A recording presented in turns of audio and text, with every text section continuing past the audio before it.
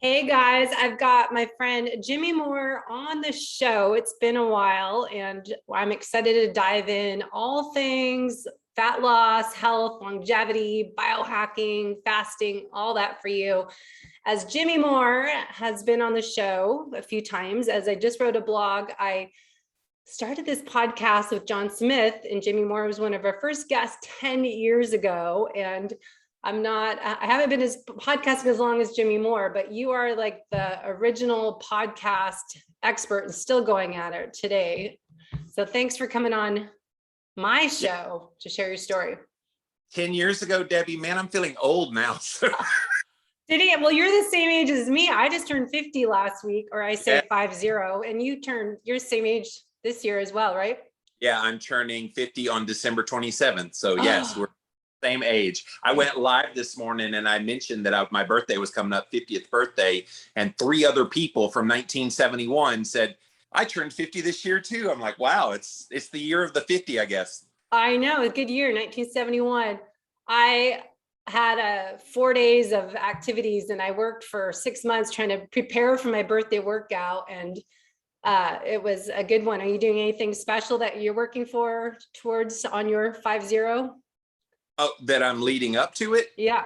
Yeah, I'm currently doing a thing. I came up with this 100-day kind of kickstart called Stay Batical to 50. So you remember from 2 years ago, I went away for 6 months totally from all my work. I called it a sabbatical. I literally got off of all of social media, everything. I didn't do any podcast recordings, nothing. So 6 months I was off. Well, then my life kind of fell apart in my personal life. And so I had to work through a lot of the emotionalness of that. And once I got on the other side of that, and it took all the way to earlier this year before that happened, then I was like, well, wait a minute, I still want to work on my physical body and some of the mindset stuff. And so the Stay Batical was, okay, I'm going to go and do all the things I was going to do on sabbatical, except I'm staying this time. I'm not going anywhere. And I've been sharing very openly. Currently, as of the recording of this, we're on day 78 of that journey of 100 days. So I'm coming to the end. Yeah, I've seen that. I think my goal has always been to focus on turning 50 is living my best life, my second half of my life, and all that we've gone through. I know you've gone through a lot as well, and my health issues, my adrenal exhaustion in 2013 on that. I think it's good to share and use. You have such a huge platform to inspire other people to live their best life, to feel their best and not feel like, oh, I'm getting older, I can't do this. Blaming the aging process is one of my biggest pet peeves. Instead, I'm trying to get the strongest that I've ever been and, get a certain point in my life that, this is where you should be enjoying and thriving every day, striving to thrive, I say. So I think it's good. And think about it, like people get to our age and they're like, well, I've lived my life, and they start to give up on life. I'm like, screw that. My best days are ahead. Like I've been very successful at podcasting and book writing and kind of all the things in my life, but there are still hopes and dreams in that area. I feel like the best is still yet to come for me, and I live my life accordingly. Have you ever, Dr. Ben, there's a guy that wrote book about your future self, and he has a great 30 days to your future self blog that people can sign up for free, kind of exercises you every day. And I started to do that last year, and ever since I've read some of it, I didn't do the whole 30 days, but it just inspired me to always focus on who do I want to be when I'm 60, who do I want to be when I'm 70 or 80. Work on what we're doing right now to improve our future self, and it's in our control. And I think it's such a good concept to think about. What am I doing now? Is it going to help me when I'm, 70, 80, I want to be traveling around Europe? Yeah. I mean, I see all these people in their 70s, 80s now, and they're like old and decrepit. Not everybody, but a lot of them. My parents are that age. And I'm like, no, like I'm going to avert that because I'm not leading my body down a path of chronic disease. Yeah. If I'm trying to at least stop the aging process, slow it down greatly, so that when I get to that age, I'm still able to do things that I do now, and be happy about it and live that fulfilled life. Isn't that what we're all aiming for? Yeah, I would hope so. And created, almost 10 years ago, the WHOLESTIC Method, these 8 elements to being fit and healthy from the inside out, that will kind of dive into your theory on it. But, I think it's so important that happiness element is one of my 8 elements. And I think people forget that part. And I think, we are so that driven, high performing, ambitious individual that we're hard on ourselves, and we kind of feel guilty if we don't do everything to perfection, and we get frustrated, and that could lead to internal stress and external stressors all accumulating and leading to health issues. So I know it's a big part of it is finding happiness and joy and laughter and play every day, right? And look, that's something you have to find from within. I've been doing a lot of mindset stuff in my work, and I know you've been all over that for as long as I've known you. And the mindset is so key, but it's really intense for me, because I went through a pretty horrendous time in my life mentally the last couple of years until about 6 months ago, and that wears on you, and it can play such a negative impact on you that you don't even feel it until it's all on you at one time. And so for me, it's about trying to learn to enjoy moments, savor the moments, get your mind on more of things are going to turn out well instead of the worst case scenario. And yet most of the time we go down the negative nanny path in our head of, well, this is what's going to happen. It's the worst case scenario. And I'm thinking those things hardly ever happen. Why do we do that to ourselves? Yeah, that's so true. So a good example, I moved to North San Diego last year, and I was at the Solana Beach this morning, our kind of main hood where we drive to go run and go for a beach walk. And there's this girl who ends up being, I thought she's a young girl, but I talked to her today finally, and she's probably, 40 something. She goes and rides a swing every morning. And I love that she's on the swing, like going back and forth super high just at sunrise at the beach. Yeah. And I go, that's so great. You swing every day. She's like, yeah, I'd rather get excited to get out of bed to go swing rather than think, oh, I got to do this. I got to do that. I got to go to work. And then now she brings joy to starting the day. She looks like she's a 10-year-old swinging for like an hour on there. Yeah. You know me well enough. I'll be out there swinging with her. It's like, that sounds fun. Yeah, no, I saw it. And then when we were leaving, we went walked on the beach and came back up, and there's a guy there. She's like, see, I found some other swinger. I go, yeah, you guys are swingers. So it's a new thing. But it was funny. And then yesterday or the other day I was at the beach, and there's these older ladies. I saw them walk down one day, and I was so curious. They're probably in their 60s or 70s, and they're going surfing or with the bodyboard surfing in the water. And I was watching them the other day because I had 10 minutes to go watch the waves before I went swimming. And I was like, that's so cool. I mean, that's what I want to strive for, to be 70 and taking my board out and riding the waves. It was just so cute. It's like, what you do when you're 10, do when you're 70 and play. Yeah. I mean, Rod Stewart had it right when he said, forever young. So with that, just talking about stressors in our life, and I wanted to go into kind of what you have done. And because you've I just was writing a blog that I took the last 4 months off podcasting, and I had to get re-inspired to what is my purpose and what's my passion and mission, because we have been doing this for so long, and I'm not hugely successful like all these other people. You guys are so big, and I don't have all the sponsors. So I do this for fun. I mean, I pay to do this. And I had to step away, go, okay, should I just quit? It's been 10 years. Let's walk away from it. And so I took a couple of breaks, a couple months off. And then I realized, no one's really talking about fasting and low carb or too low carb and keto for that endurance athlete or that driven high performing individual that's already stressed out. And what's the right amount? Because we've talked so much over the years about that chronic stress, if it's external or internal, and the combination of the two is so essential to being a fat burner, being a high performer, being aware of your aging process, not speeding it up. So what have you learned through all your stressors you've had on and off over the years to really dial in? We're going to go through the 8 elements of the WHOLESTIC Method. So I'm going to ask you, the first one is nutrition. What have you learned for you? Because N=1 is my philosophy. So what have you found the biggest thing to help your overall health and longevity? For me, I, for the longest time, tried to, when I first started, it was the Atkins diet, as you know. And so I kind of followed that. And then I kind of fell into paleo and did more of a lower carb paleo. So then the real food element came into play. Then I started tinkering with nutritional ketosis. And as you know, wrote that big book about ketosis, keto clarity. Yeah, one of the best. Thank you. And so went from there and kind of tinkered with that. And then over time, Debbie, my N=1, I found I did better with like mostly animal foods. And so I've been carnivore almost for 4 years now, and been doing that. And now I'm kind of, obviously fasting is incorporated with all of those movements as well. But for me, it's just constantly trying to do tweaks that nourish me well, make me feel good. And yeah, that's kind of been the nutrition story, is never being complacent with where I am, always seeking to make it that much better. And will I add back vegetables? Maybe I'll do some of that. But right now I'm very comfortable in mostly animal-based foods.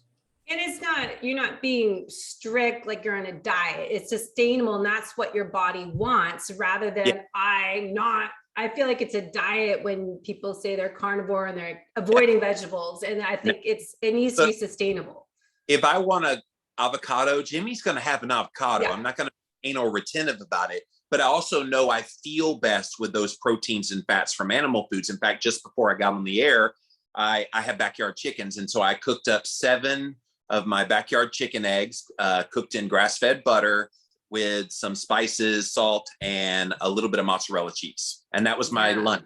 Hey. You know, I miss eggs. We did this Vibrant Wellness Food Zoomer in September, and we have to avoid eggs and cow dairy and wheat, of course, and corn. And it's so hard. It's like Maria Emmerich said, her protein sparing diet and all these recipes. I'm like, I can't do eggs. So we'll put them back in after 3 months. But it's, you know, you listen to all the eggs, like, oh, that's so good. Hey, I gave up for a period of time. This was like 4 or 5 years ago. I had a food sensitivity test run, and it showed like 5 times off the charts high for both yolk and white. Sometimes it's just one or the other, but it was both. And I'm going, what in the world? And the guy's like, you must eat a lot of eggs. I'm like, yeah, I've got backyard chickens. They like poop out breakfast every day. He's like, you can't have them for a little while. I'm like, no. So I got off of them completely for 6 months. I was taking care of all those chickens and giving away the eggs, going, but brought them back in, and I eat them about every 3 days now, and I've done fine.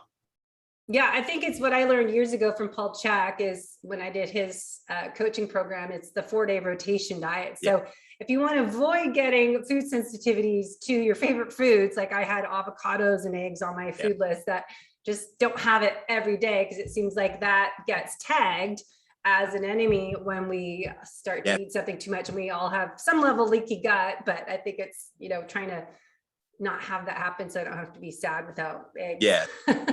Yes. And the lack of stomach acid to break things down. But we could go into the deep dives of why it happens, but the fact is it does happen. So yes, rotating your food.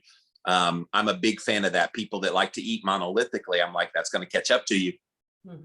Yeah. So you're into kind of intuitive eating, as I say, like going by what your body feels like, and intuitive fueling and training is what I've been talking a lot about lately. It's like when you should, and we'll go into fasting after all this, but when you should eat and break that fast, and when you should have that food that your body's kind of craving for. So you've learned from so many years of trying all these different experiments, what Jimmy's body's asking for and when to listen to those signs, right?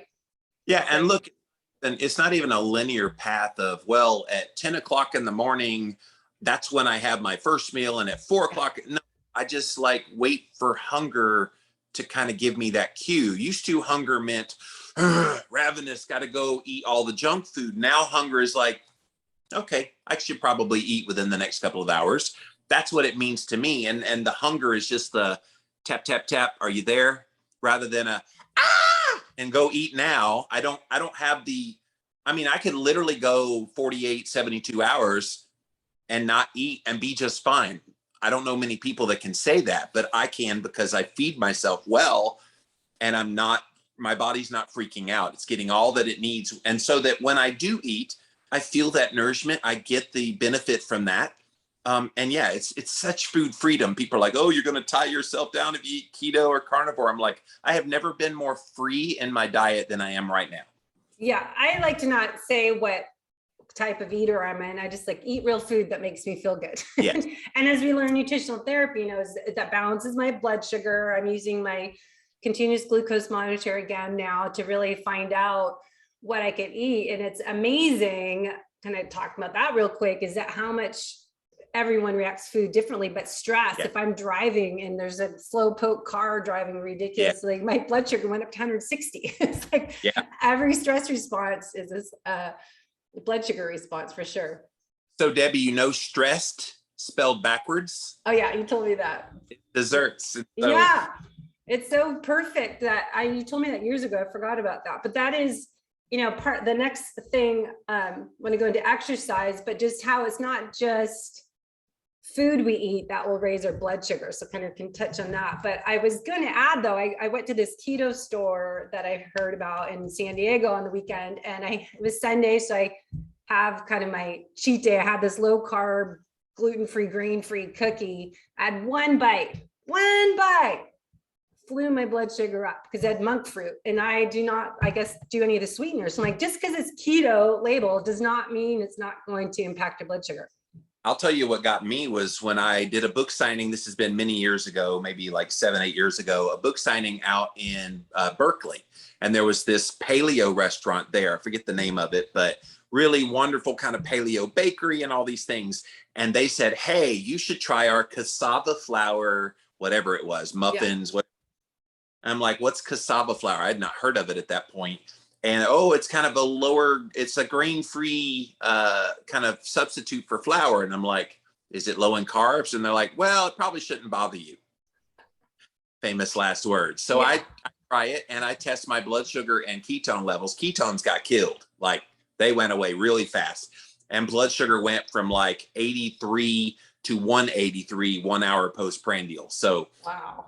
Not very good for Jimmy's body. Does that mean it's unhealthy? No, it just means it's not right for me. And this is why I think the kind of nutritional health space has been so bastardized by the way so many people are so sure of themselves. This used to piss me off so bad when I was in the paleo world, because they made it seem like, oh, you eat paleo and all your health woes go away. And I'm like, okay, yes, but then there's nuance within that template that they never acknowledged. In fact, they made fun of me a lot because I was the low carb guy. Oh, paleo is not low carb. Well, for me, it is. It has to be because of the insulin resistance. And now we have a statistic out of research that says 88% of people in America have some degree of insulin resistance.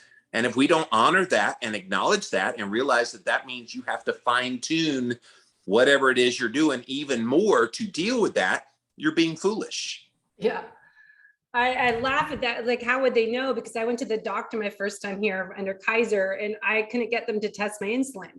And they're just doing A1C for type 2 diabetes, pre-diabetes prevention. Like, you're not even testing insulin. So no. Oh, I had to fire my doctor. This was about 6 years ago. My local doctor, like a mile down the road from here, because he refused to run insulin. I'm like, dude, I want to know what that number is. I don't care if you don't know what it is or care what it is. For me, well, you're not type 2 diabetic. Well, yeah, I'm trying to keep it that way. Yeah, I want to prevent it. I know. That, and I'll add in, they wouldn't do vitamin D. I'm like, where have you guys been, under a rock for 2 years? You idiots. I was so mad. I was like, my blood sugar went up higher that day after that appointment. Like, yes. No wonder why I was screwed up. So anyways, the topic, next number 2 is exercise. What have you found? I know you've been Mr. Tire Flipper. What have you found that really helps your blood sugar, your ketones, and staying healthy and getting stronger with your exercise routine and lessons learned? I still love the tire flip, and I had to let it go because I injured my ankle. Yeah, your back. Oh yeah. And so it was my back first, and then the ankles started twisting. I got some good running shoes. Finally got good running shoes. So Hokas, yeah, those are great ones. Yes, the Hoka brand, I think is what they call it. Hoka. Hoka. Anyway. Ono. One more time. Think Hawaiian. Hoka. Ono. They're Hawaiian shoes, but yeah, those work really well. So that helped you a little bit. But So obviously that is something I enjoy and I'm looking forward to getting back more heavily in. But what I have discovered for myself and my friend Lauren Pappas, you may know her, Lauren DJ Fit, she's all the time out there walking. And there's just such power in committing yourself to go walk. I know you like to run. I'm not a runner. I'm getting there. When I get a little more weight off the body, I'll start trying to jog or run. But just the walking, and I've got a nice little path. I do at least 4 to 5 miles in a morning walk every single day. And it just does something for you. It just kind of revs up everything. I don't really increase hunger that way. I was a little concerned if I started doing more of that kind of workout that would increase my hunger. It has not. If anything, it squelches it a little bit. And so that's something that I've incorporated just this year that's been wonderful, and I won't stop doing it. That's good. I said a year ago when our life changed a little bit, I would tell everyone breakfast, lunch, dinner does not mean eat. It means move. Get outside and move. I don't care if it's down your driveway and back or outside the inside, but I still think that is a great habit to think, all right, I'm going to wake up and go move and get outside, watch the sunrise. It doesn't matter. I think even if you walk 5 minutes or just stand still, I think just getting outside and moving is so important. But throughout the day, getting those movements, because I think so many athletes get up and exercise and then they're sitting all day. So we say sitting's the new smoking. And I think it just movement throughout the day is another element of the holistic method, but it's essential. Oh yeah. I make myself get up, and I drink a lot of water. So that kind of naturally makes you get up to at least go to the bathroom. And I'm out there feeding my chickens, and and like a day like today, it's gorgeous here in South Carolina. I'll get out there and soak in the sun and walking around in my backyard, getting the sun exposure. Yeah. It's kind of cool. Yeah. So you're lifting weights, or just that, are you not doing it because of the tire, but are you doing other things for strength training? Currently, no. Currently, I'm trying to make sure everything in my body is pretty solvent. I could probably be doing some upper body stuff, but I'm not yet. I'm working on it. It's always a work in progress. This is the one area of health that I've struggled with the most, just because I'm not as knowledgeable about it as I am nutrition, other biohacking things, but I've never stopped trying.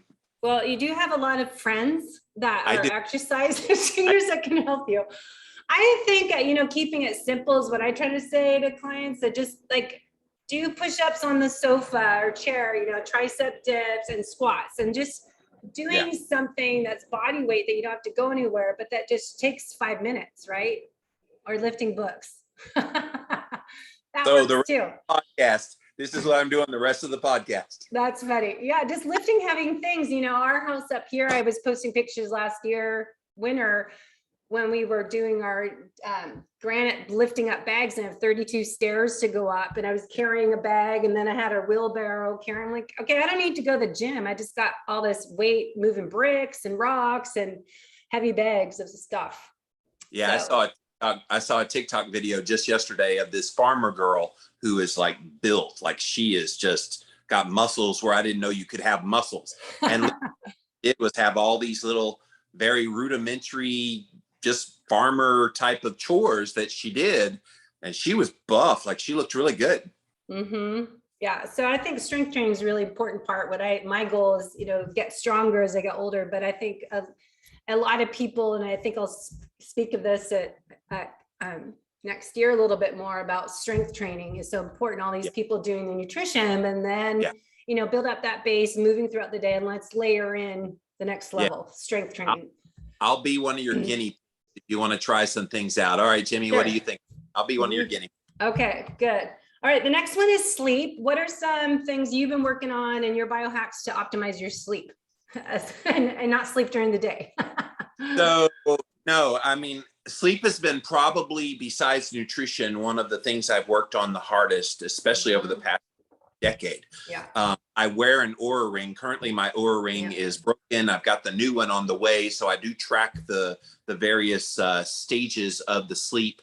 And quite frankly, I've done a lot of things. So all the typical things you've heard: make the environment cooler, make it as dark as possible, titrate down food and drink within the last like 4 hours before you go to bed. I do all those things. One thing I added recently is this company called Upgraded Formulas has a magnesium. Let's see, I don't have a bottle next to me, but I take this, it's like a magnesium, but it's not oxide or glycinate or citrate. It's all of them in one formulation.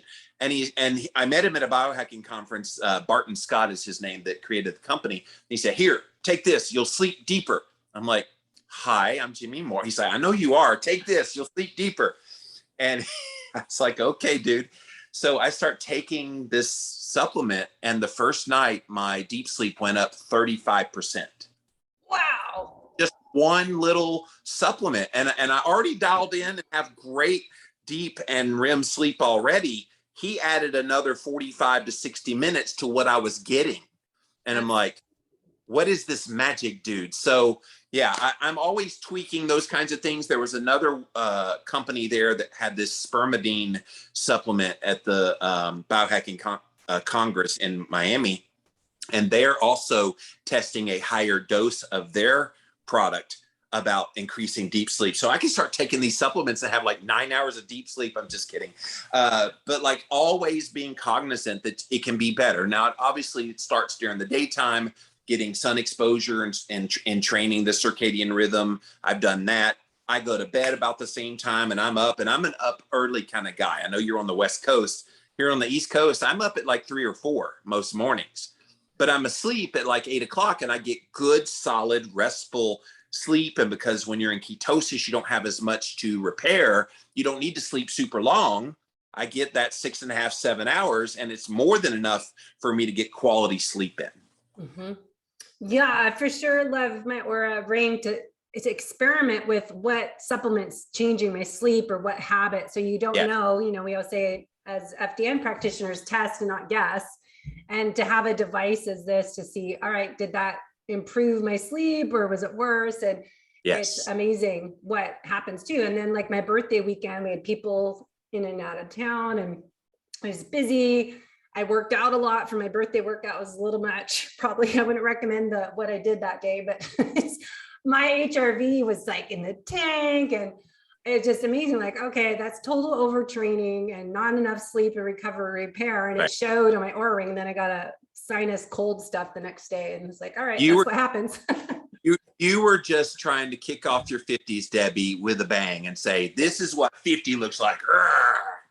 I did that. It was pretty fun, my tire flips. But anyways, the next part is stress. We talked a lot already, but stress, what are some like few takeaways maybe that worked the best for you the last couple of years as we've had a lot of stress in our world and you've been trying different things?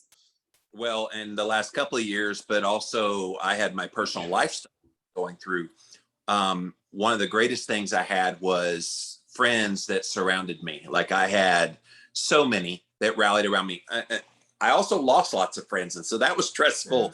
But in hindsight, it was wonderful because I got rid of people that were fake, and getting rid of those people that don't really care about you, that gets rid of so much stress in your life. I'm not even kidding you. It means my friend list is very short. You're on that list, by the way.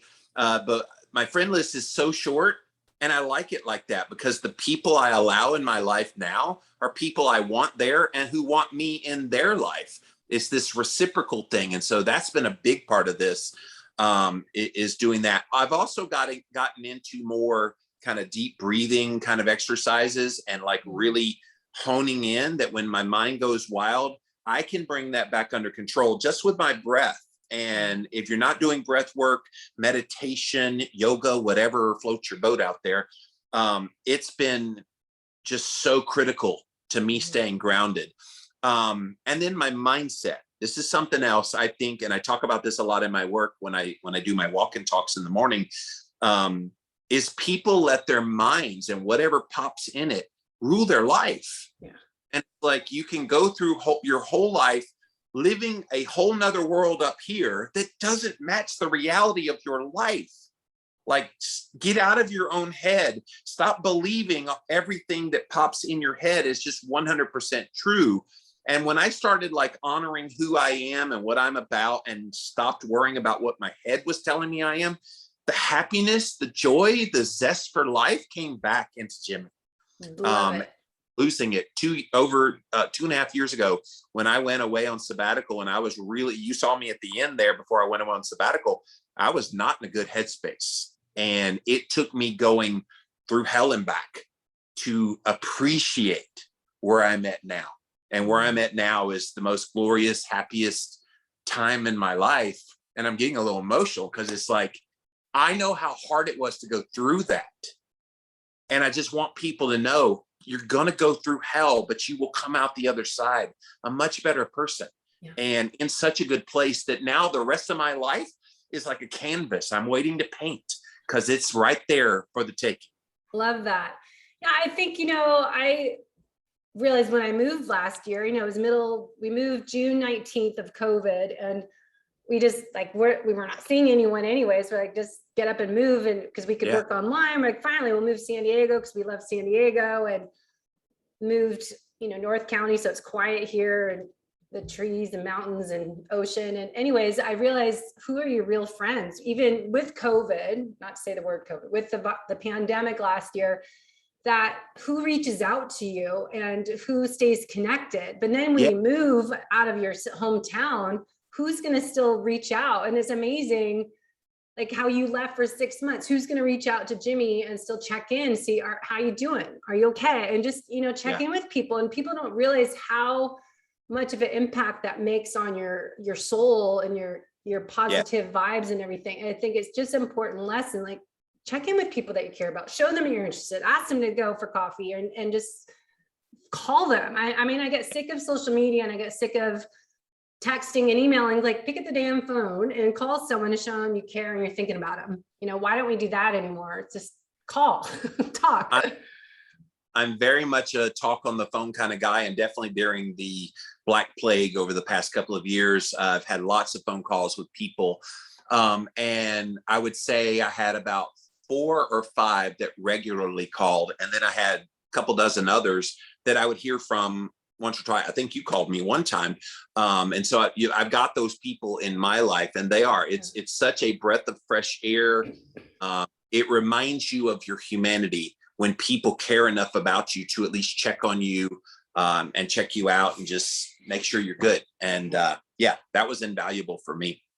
Yeah, I think it's definitely something to look at. I actually got this book from Robin Schweitzer of KetoCon. It's called Knowing Where to Look. And it's nice. It just has little daily inspiration moments, but it's talking about being inspired. What does inspire mean? And find that inspiration. It was like, oh my gosh, that's what we need to inspire, and how he has little different things to read each day, little quotes and stories. And it just like finding that to reach out to people that's like, are you okay? Are you good? Are you healthy? Yeah. And show you care. But I think that's an important part of the holistic method of being fit and healthy from the inside out, is nourishing your soul, your mind, body, spirit. But the happiness part plays into that, and the mindset. But I think, relationships are so essential to health. Agreed. Yes. And getting rid of, talking about stress, but getting rid of those energy robbers we've talked about, the toxic people in your world. And this past 2 years, I think is a good time to go through who is your real friend. It's any time when you split up with your spouse and change your business or move, it's a new journey, new beginnings, and you kind of go through and detox, filter out people that are forever friends, and then those people that are just surface friends. So. And look to serve a purpose in your life when they're there, but we can't hold on to everybody expecting them to be our friends forever. Now, I have some forever friends in my life right now that I can't imagine not being friends with them in 10, 20 years from now, but you never know in life. Mm-hmm. Think about 20 years ago. Do you still know people? Well, I know you from 10 years ago. But do you still know people from like 10, 20 years ago? I don't know many people that do, unless they're just lifelong childhood friends or whatever. Yeah, childhood. So moving on, the next number 5, the next element is movement. We talked about walking throughout the day. Did you want to add anything to that, or we covered it on movement? That went pretty well. The goal being to lift heavy things a little more. Yeah. Okay. And the next one is digestion and gut health. To be fit and healthy from the inside out, I think digestion is key. And that's a whole podcast on itself. But what have you learned about doing more carnivore and experiment with keto and all these different things? It's what we are able to digest and absorb, not just what we eat.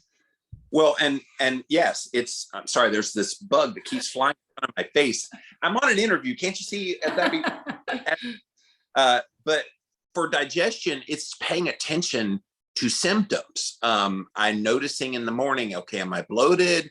Okay, what did I have that may have caused that bloat? So that's kind of one thing.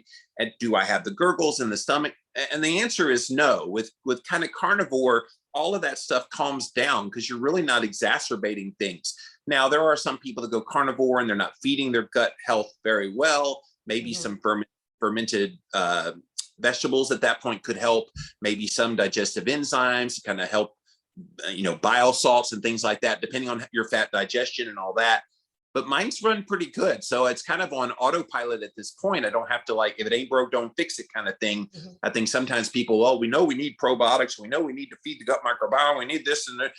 Maybe not. Maybe your body is so fine tuned to what you're doing. It creates the microbiome to deal with what you're eating.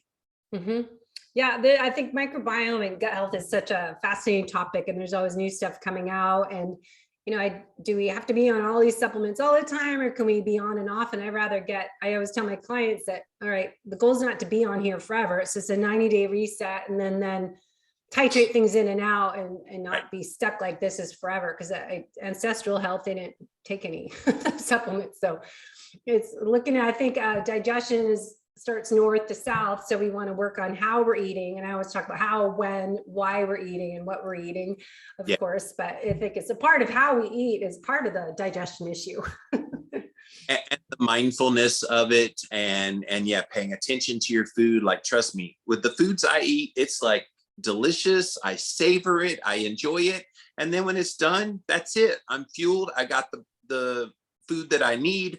I won't have to eat for a long time. If I try to fit it within like a 6 or 8 hour window, okay, I'll eat then. But then I'm able to go that long period of intermittent fasting until the next day. And beautiful thing, when your body is functioning well, you don't have to have a blood marker tell you if your body's working well. You empirically know by how you feel. Yes, that is true. It's just learning how to be aware of those red flags. People might need a little training on that first, because they usually are so disconnected to their own body. It's amazing. It's like, what? Yeah. How do you feel after you eat? I don't know. Right. There's that process. So, all right. And then hydration. Anything on hydration? You're drinking your water. Do you add sea salt? Do you do any electrolytes in it? LMNT or Redmond's? What do you do? Oh, you got LMNT. I love that stuff, but I must admit, I started being reactive to stevia, and I'll get a headache like that. So I have to get the plain ones. But so that stuff's really good. LMNT, or there's the Redmond Real Light, where I just put Redmond's real salt in their salt. But and I put Redmond salt on everything that I make for food, and so it's got to be well seasoned so it tastes good. But then you get the added benefit, kind of like saturated fat was so vilified for so long. So was salt. But saturated fats from real food sources and salt like Redmond's, which is a real food source as well. Real food is not going to harm you. And so I don't fear either one of those things anymore. Yeah, salt, when it is, real food, not the processed type.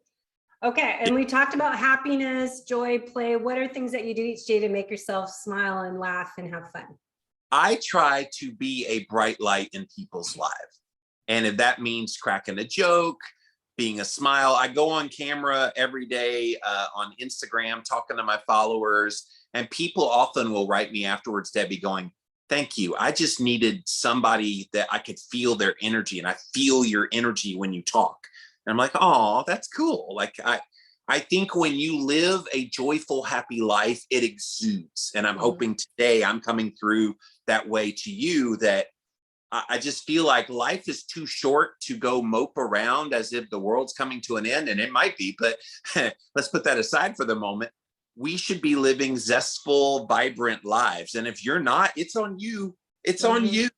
You have the power from within to change that. And I went through hell and back the last couple of years, but when you come out of that, nobody's going to stop you.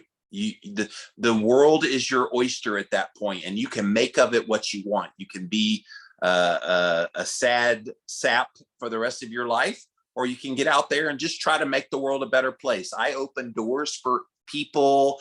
I say hello. I greet them. I this little things, just little. And yesterday, the garbage guy came, and he was, mopey. I could see him. He was kind of sad. I mean, it's not a great glamorous job to pick up trash. I went out there and I said, "Here, you guys go have lunch on me." And I gave him some money, and he went, "What?" Like, you could see it just brightened his day. And it was a nominal amount of money, but to him, he just won $1 million. Yeah, the thought. Those little kind of things, Debbie, that we can all do to spread happiness, joy, and love and compassion for our fellow man. Man, there's nothing that will replace that. So I know you are definitely a giver. You're the hugger, and you give, like you're saying, but that gives you back love and happiness and joy when you're giving to others. So you feel like you're getting enough back. Oh, yeah. And I think sometimes people are expectant of being a taker. They expect someone else to just jump to them and give. But the best way to get is to give yourself. Mm-hmm. Can you imagine if the whole world took on that mantra of, what can I do today to make someone else's life better? If we all did that, mm-hmm. we would have no strife. We would have no division. We would have nothing but love, kindness, happiness amongst everybody, because everybody is looking out for the other person. And not everybody's going to do that. That's why it's so stark when you have someone who does do that, because the norm is to go through life drab, waiting for somebody to do that for you, rather than you being the instigator for someone else. Mm-hmm. True. And I've said the last couple of years too, is that self-care is self-love, loving yourself enough to take care of yourself so you can be a better person to others and pay it forward. And as you're saying, give it back, that boomerang effect almost, that you're just getting that happiness back and making you smile. Yeah. It's just, someone told me the other day, this guy I keep seeing when I go run and at the beach, and he's always walking, and he goes, "You just have the most radiant smile." I'm like, that's so nice. So no one ever gives compliments. And I was just, wow, really? And then I was just running on my own, like smiling. Just to get a compliment, it's just, it does bring you joy if you're the recipient, and then giving it back to someone. Then I have my new friend I give high fives to every week when I'm going out the coast. So it's funny how much of an impact that makes on someone. Yes. Oh, it makes a huge impact. But you got to be careful with that though, when it's like opposite sex. Are they hitting on me? What's that? So well, I don't have problem like you would. If a girl is giving me a compliment, I'm like, "Oh, hello." So luckily Neil was running in front of me because he's way faster, but I was like, hope he knows that's my husband up there, because I see him all the time. And he was like, "Oh, I hope everyone should look as good as you at 50. I'm like, "Okay, that's my husband up there, so no hitting." I mean, be friendly. So anyway, so that's the 8 elements of the holistic method, really looking at how people can strive to improve their vitality and thrive every day by looking at all these elements that I find that most people just look at just nutrition, and then maybe exercise, or maybe just exercise, not nutrition. And then all the other stuff, as we've talked about so much over the years, of how stress impacts all of that, the poor digestion impacts all of that, happiness, that all those elements impact the other. Yeah. So I want to spend the last little bit here on fasting, because that's such a huge topic. And I think for the audience here on this show is Low Carb Athlete podcasters, athletes and non-athletes that listen, but I think it's finding that right amount of, we're talking about intuitive fueling and training, and how to combine, research for fasting for people that are exercise, they are active, they're driven, that they might kind of push the envelope too far and not know when to stop fasting. Like you said, you can go 48, 72 hours, you always fast, but are you creating more stress in your body? How do you know if that's going to affect your hormones and create more issues? So take it away on what you found with fasting. Yeah. By the way, I did write a book about it called The Complete Guide to Fasting with Dr. Jason Fung, the preeminent practitioner that uses fasting with patients in the world. He's out of Toronto. Fasting. Look, I don't think everybody needs to fast. Let's just be clear about that. But I think it can be powerful for people to implement in an intermittent way. I'd say the vast majority of people who fast, they do it intermittently. Intermittent just means you go a period of time without eating. Well, guess what? When you eat your meal at 6 o'clock at night and you go to bed and you wake up in the morning, you eat at 8 o'clock, you just intermittently fasted for 14 hours. So almost everybody kind of does that anyway. All we're talking about is maybe pushing the window a little further. Maybe you push it to noon and then suddenly that becomes an 18-hour fast, and then you eat within a 6-hour window. And I think most people get benefits out of that. Where fasting for other purposes comes into play is people with insulin resistance. We've been talking about trying to heal some of that. People with morbid obesity, you have lots of nutrition on your body that can be tapped into. And so I think you just tinker with it. And I've actually become, and I should probably copyright this, but I've become a fan of what I now call intermittent fasting, meaning don't do the same window every day. Don't do an 18-6 fast where you fast 12 or from 6 to 12, 6 p.m. one day to 12 the next day, and do that every single day. Your body, like an athlete, it'll get used to it. And if you lift the same weight in the gym every day, what's going to happen, Debbie? You're going to stop. Do anything. You're going to start seeing results. And so the same thing with fasting. I think you've got to change it up. Maybe today you do that fast, and then tomorrow you eat a full day's worth of meals. Then the day after that, you don't eat at all. And then you go back to maybe a 16/8 the next day. And then maybe you do a 48-hour fast after that. Change it up. Keep your body kind of guessing. And if you do feel the stress of a fast, by all means, you have this wonderful thing called eat. Don't push through hunger. Don't torture yourself. But also be mindful. This is where the intuitiveness that you talked about earlier in my own eating comes into play. Is if you're in tune with your body and you go through a day and you don't really feel hunger, maybe you're a little more busy that day. Sometimes you get caught up in your work. I do a lot. And you may not eat. That's okay. Like, it's not the end of the world. And you don't need to have like a little bit of something, because then your body's going to down-regulate some of the hormones to make you hungrier quicker. Whereas if you just didn't eat and you kind of picked it up the next day and had some food and nourished your body well with real foods, everything would be fine. I think we try to make our bodies into a machine that 8 o'clock in the morning, we must have this thing called, it's a man-made construct called breakfast. No, break fast means break the fast. That's what breakfast means. And so if it's 1 o'clock in the afternoon, that's great. That's your break fast.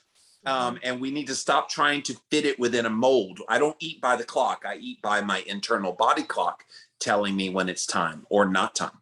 And that's what I mean, I agree, so much to say through there, but the intuitive part is what I think is teaching people when they get the feel for that. It's like, all right, every day is different. Like your work schedule, maybe people have the same day every day, but my days are always different. And for example, today I did that run and walked in the water on the beach afterwards. And I've had coffee. Now I'm drinking mud water coffee with this keto brain supplement stuff in it. And then I feel like, all right, I'm starting to get hungry, and then I'll eat. But I think so many people, I find as I work coaching more and lab testing with athletes, that they're following the rules that they hear from everyone. Okay, so fast 16 hours and eat in the 8-hour window. And they're not listening to like, okay, well, I just worked out. Maybe I did, 2 workouts. Should I eat? Oh no, it's not 11 o'clock yet. I can't eat yet. Versus when we should break that fast, especially for athletes, that unless you did a low intensity heart rate exercise as easy swim or easy walk, it's fat burning exercise. But if you're doing high intensity workout, you're depleting muscle glycogen, you're doing speed run where you're doing like high, low heart rate, then I think it changes a little bit. But I'm just concerned about a lot of people that are the type A, AAA workout, they're not listening, or workout person, that they're not listening to those red flags to when they should break that fast, or when they should like, oh, I can go longer. Like you said, is that intuitive fasting? Yeah. And I feel like that's what it comes down to. You just have to know thyself.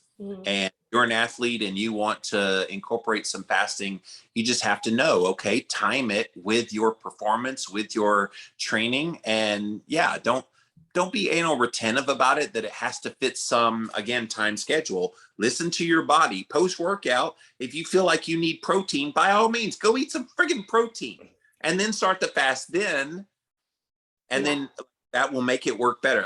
I feel like people try to overcomplicate this stuff, Debbie. It is. And make it more than it is, partly because there's a million podcasts out there. Well, I heard this on Ben Greenfield's podcast. Okay, that's great, but apply it to yourself, the appropriate things that apply to you. I tell people that with my podcast all the time. Don't just listen to everything and take everything as gospel truth and you got to go do everything. No, pick the things that apply to you and leave the rest. Yeah, and I think it's we're all given a template, you know, Dr. Mindy and Ben Azadi and Cynthia Thurlow, everyone's talking about fasting now, and you've been talking about it for years and wrote all these books about it. So it's like, all right, you know, what has evolved through that? And I think it is intuitive, intermittent fasting and putting that together that you can change it each day, not be so strict that you're not listening to the eat fast, the fed fast state. And I think that's, you know, like I trained for Ironmans for years. I didn't lose any weight after a while. It's like my body was used to 20 hours a week of exercise and doing that, but it didn't change my body composition at all. It probably made my hormones worse and broke muscle down. But I think that's with fasting, what you're saying and what Ben Azadi's Keto Flex book you guys talked about in your show and listened to his show and read the book, that it's switching everything up all the time, not do anything all the time, like do carnivore for a month, do more of a keto carnivore, and then you flex your fasting day. So do you kind of do that like intermittent fast, or one day I'm going to do like a 24-hour fast, but not intentional? Do you have that kind of from your years of experience doing all this? All the time. Like I said, if I wake up and I get busy in my day and I've got 2-3 podcast recordings and I'm writing on my book and I'm out doing my biohacks and I get back and I'm like, oh, wait, I haven't eaten today. And it's like 4:00 in the afternoon. Guess what? I'm fasting that day for the rest of the day. I go to bed, wake up the next day, have my nourishing meal, and I got the benefits of a fast from the day before. So yeah, it's beautiful. It's beautiful when you can live your life that way. When I used to be the guy that would chain drink Coca-Cola to the tune of like 16 cans a day, and I would go to fast food and eat junk food. It was just this all day feasting affair. So the way I see it, Debbie, is I've had my feasting days. I've got to mix in a whole lot of fasting days to offset those past feasting days.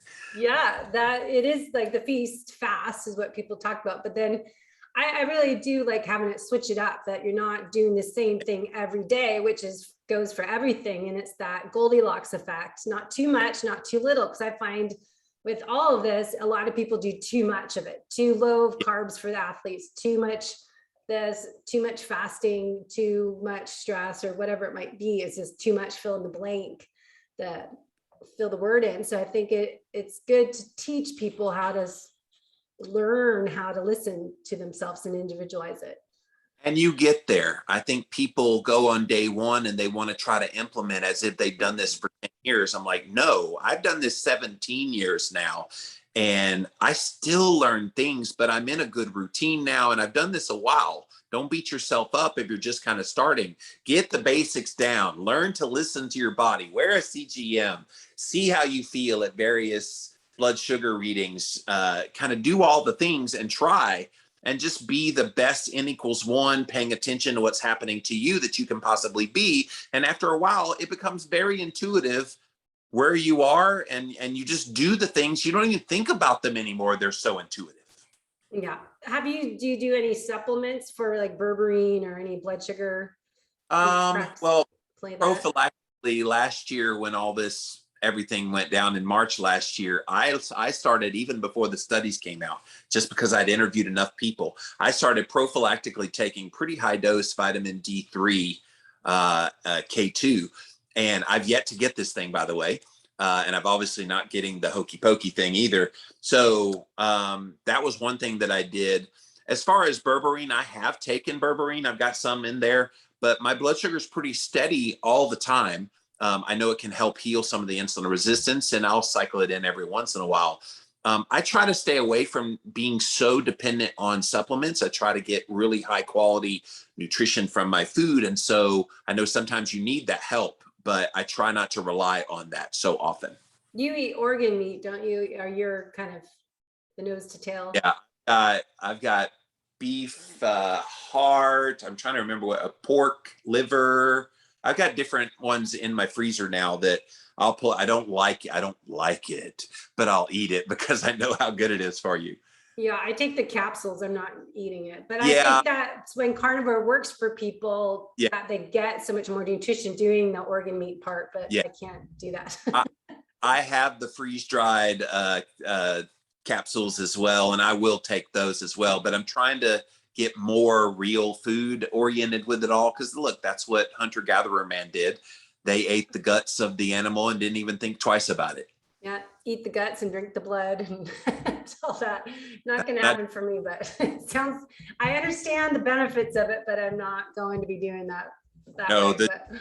the Maasai always drank the blood, and I'm like, yeah, I'll leave that to them. I'm going to pass, hard pass on. So do you look at, last little bit here, I know we're going to run out of time, but the ancestry background of like what your body should eat, and look at your genetics? Because I know, like, I'm Northern European and I am more prone to type 2 diabetes, insulin resistance on my genetics. And I'm right there with you. I have a lot of Irish in me as well. And so, yeah, I have looked at that. And yeah, I mean, it's pretty much the way I'm eating anyway. Yeah, so I was going to say it matches when you eat more carnivore. That's if you're more Northern European. Yes, exactly. Because I think, you know, I always find that interesting to work with people to individualize their nutrition protocols, is looking at their genetics and look at their blood work and put it all together as a health detective, I say. But it's just fascinating to see, okay, you know, what works for you, what makes you feel good and loses cravings and keeps you full for hours if you eat the right food for your body type, and if it's metabolic typing and genetics and just balancing your blood sugar. So it's just really good to N=1, but really dial it in for you as a person. We live in such a glorious time right now in the history of the world, because we have all these tests and all these ways to kind of optimize and really fine tune how to eat, how to live, how to everything. And people that don't avail themselves of this technology, shame on you. Like, that's why it's there. Now, is it perfect? No. Yeah. Some of the stuff when we first met 10 years ago, I think we met at Ben Greenfield's conference for the first time. You know, there was stuff that was out then that were like, whoa. And now it's so mainstream out there. And then there's new things now that, you know, if you're not availing yourself of what's out there, it's a shame. You should be able to use the technology to your advantage. And I do. I'm such a geek with all of the everything technology wise. I just got my Morozco Forge, by the way. It's did. I just got it yesterday, and I went in for my first dip last night. It had only gotten down to 45 degrees, so it wasn't quite to the 33 that it is right now. And oh my goodness, I was like in heaven. I'm like, I was stayed in there 20 minutes. What? That's why I moved to California, to have hot weather. So that's torture. But I'm working on I sold my Sunlight and Sauna when we moved, and now we're looking at getting another one. They're backed up a little bit, a few months, but just getting the sauna first, then maybe some type of cold tub. But that's the best one to get, sounds like. It is. It's a little pricey, but man, it's good craftsmanship. I love it. Yeah. Awesome. So what's Jimmy working on now? Any books? You're always writing books. What are you working on?